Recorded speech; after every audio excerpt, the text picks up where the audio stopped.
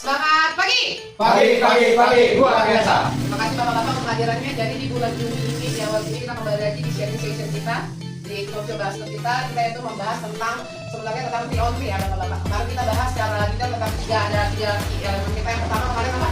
Ada VCS, P-nya apa?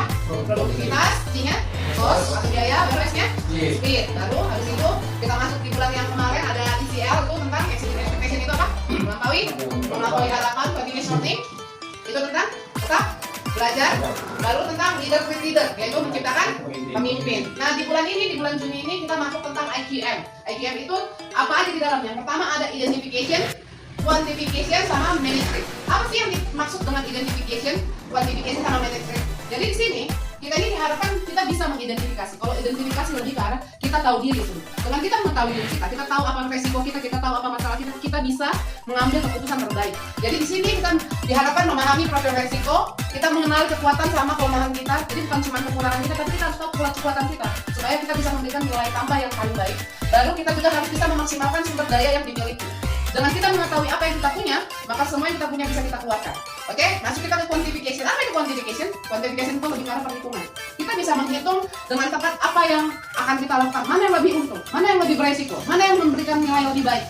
Jadi dengan kita bisa berhitung, kita lebih memilih mana nih. Kalau kata orang dia dagang atau dia usaha, dia bisa tahu kalau apa yang dia buat bisa memberikan keuntungan lebih besar sama dia, tapi dengan resiko yang lebih aman. Jangan dengan benar-benar nggak bisa ditekan sama sekali. Baru yang itu adalah kegiatan ataupun lakukan dalam mengelola pekerjaan dengan resiko yang terukur.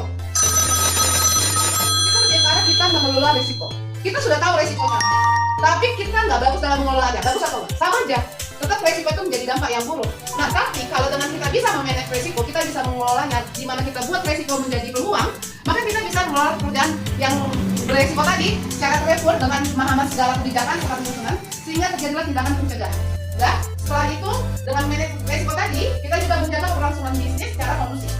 Jadi dia lebih nyaman, lebih aman, tapi kita memilih mana yang lebih bernilai. Jadi di IQM ini ada identification, quantification, management. Itu diharapkan bisa tercermin dari pekerjaan sehari-hari. Mungkin bapak-bapak di sini sebagai mantor-mantor atau bapak-bapak tadi yang mempunyai peran-peran penting dalam mengambil keputusan. Diharapkan semua keputusan kita berdasarkan dengan ini.